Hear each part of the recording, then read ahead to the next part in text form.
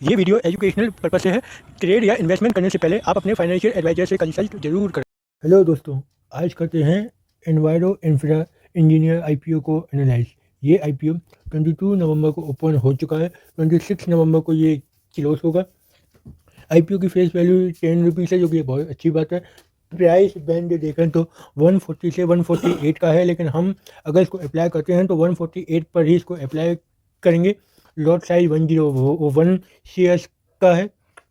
Total issue size 650 crore rupees का है, जिसमें से 572 करोड़ रुपीस का फ्रेश इशू है, यानी कि ये अप्रॉक्स 88% इसका फ्रेश इशू है।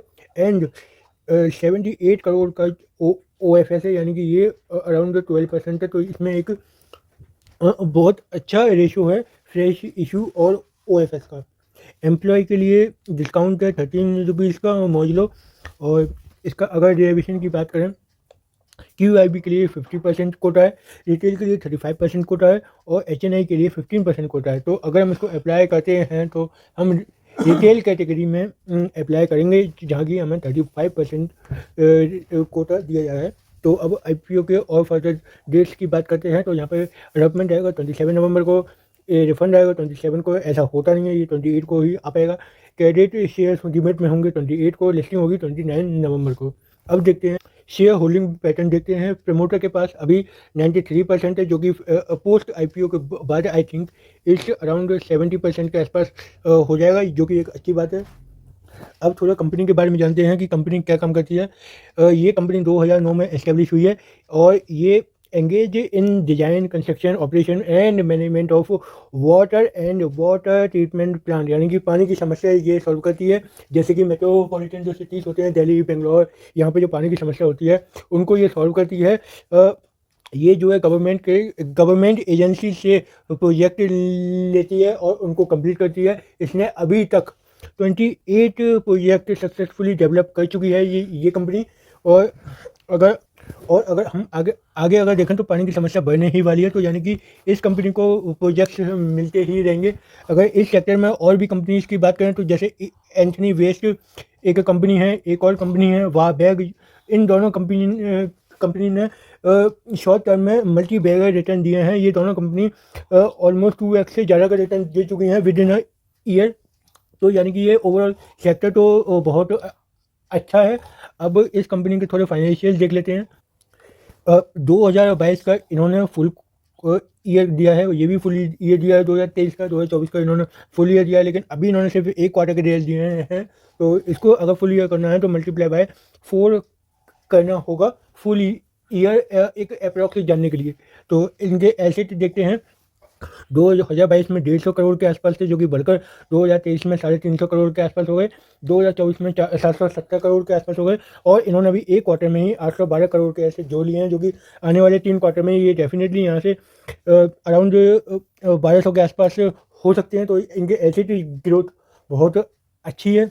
इनका रेवेन्यू देखें तो 225 करोड़ 2022 में थे, जो कि बल्कि 340 हो गया। फिर 2024 में 740 के आसपास हो गया। अब इन्होंने एक क्वार्टर में ही अपना जो रेवेन्यू है वो 200 करोड़ के आसपास कर लिया है। अगर हम इसको ये रेवेन्यू इनका 800 करोड़ हो सकता है।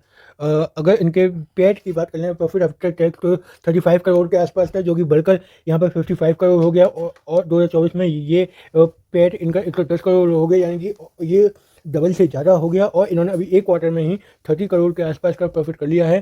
और अगर हम इसको 4 से मल्टीप्लाई करते हैं तो ये 120 करोड़ के आसपास आ सकता है। यानी कि अगर हम इसका पेट मार्जिन निकालें तो ये अराउंड हर साल 15% के आसपास अपना प्रॉफिट निकाल रहे हैं। इनकी अगर हम अब बोरोइंग की बात करें तो यहाँ पे 18 करोड़ की थी, जो कि बढ़कर 65 करोड़ के आसपास हो गई। और फिर 2024 में ये 233 करोड़ के आसपास होगा। जो इनकी जो बोरोइंग है वो लगातार बढ़ती जा रही है। अब इन्होंने एक क्वार्टर में ही 300 करोड़ के आसपास की बोरोइंग कर ली है, तो ये आने वाले क्वार्टर में डेफिनेटली इंक्रीज हो सकती है। तो ये थोड़ा इनका एक नेगेटिव पॉइंट आ रहा है कि इनकी बोरोइंग जो है उसी तेज़ी से बढ़ रही है जिस तेज़ी से इनके एसेट और रेवेन्यू बढ़ रहे हैं। लेकिन एक ये अच्छी बात है कि ये अपना प्रॉफिट मार्जिन मेंटेन किए हुए हैं, जो कि इनका 15% पे आ रहा है। तो ये एक बहुत अच्छी बात है। अब थोड़े की इंडिकेटर्स की बात कर लें तो इनका ROE 51% है, ROCE 32% है, ये बहुत अच्छी बात है, दोनों बढ़िया हैं। डेट टू इक्विटी 0.8 है, जो कि थोड़ा सा हाई है। इनका पीवी, इनका price to book book value देखें तो ये 7 के आसपास है, जो कि यहाँ पर थोड़ा सा इसको मैं हाई कैटेगरी में रखूँगा। इनको इस पर काम करना होगा, इसको नीचे लाना पड़ेगा। और इनका पैट मार्जिन 15% है, जो कि हमने ऊपर डिस्कस किया था। इनका ईपीएस की बात करें तो 7 के आसपास है, ये ठीक है। लेकिन यहाँ पे अगर हम पीई की बात करें तो ये बहुत मतलब बहुत हाई है, ये 21 है। इनको इसको कम करना ही होगा, वरना इनके आगे जाकर थोड़ी दिक्कत आ सकती है। तो अब हम कंपनी के ऑब्जेक्टिव की बात करते हैं कि कंपनी क्यों पैसा मार्केट से उठा रही है। तो सबसे पहला तो इनका ये अपनी वर्किंग कैपिटल रिक्वायरमेंट के लिए उठा रही है। दूसरा इनका जो मेन पॉइंट है, इनकी एक प्रोजेक्ट चला है मथुरा में, मथुरा सीवेज स्कीम। ये इनका गवर्नमेंट के साथ पीपीपी मॉडल पर चला है, तो ये इसके लिए पैसा उठाना चाह रहे हैं। और बाकी का ये तो रीपेमेंट एंड फुल, ये तो सभी कहते हैं। Funding in organic growth through undermine acquisition, यानी कि ये कुछ एक्वायर करते हैं जो इन्होंने अभी डिस्क्लोज नहीं किया है। तो अब आते हैं अपने फाइनल वर्डिक्ट पर, जिसके लिए आप इंतजार करते हैं, लिस्टिंग गेन। तो लिस्टिंग गेन की बात की जाए तो जैसा कि आज मार्केट थोड़ा रिकवर हुआ है, तो मैं इसमें एक्सपेक्ट कर रहा हूँ 20 से 25% के आसपास। अगर मार्केट 24 से 25,000 के बीच में अगर रहता है तो इसमें 20 से 25% के आसपास लिस्टिंग गेन हो सकते हैं। अगर मार्केट टम्बल डाउन करता है और 23,000 के नीचे अगर आता है तो उसमें 8 to 10% के आसपास लिस्टिंग गेन हो सकते हैं। लेकिन ये कंपनी लॉन्ग टर्म के लिए अच्छी है, क्योंकि वाटर ट्रीटमेंट प्लांट पर काम करती है। तो आप लोग इसको लॉन्ग टर्म के लिए होल्ड कर सकते हैं। जैसा कि इस सेक्टर में हमने बताया, एक एंथनी वेस्ट कंपनी है, एक आपकी वाबैग है, एक हाल ही में एक IPO आया था VVIP का। तो इस सेक्टर की ज़्यादातर सारी कंपनियों ने अच्छा पैसा बना के दिया है। तो ये कंपनी भी जहाँ तक है अच्छा पैसा बना के दे सकती है लॉन्ग टर्म में। तो आप इसको होल्ड कर सकते हैं। तो होप आप लोगों को ये एनालिसिस पसंद आई होगी, कुछ सीखने को मिला होगा। और कमेंट करके बताइए कि मैं आगे किस चीज़ पे वीडियो बनाऊँ। Thank you. Okay, good bye.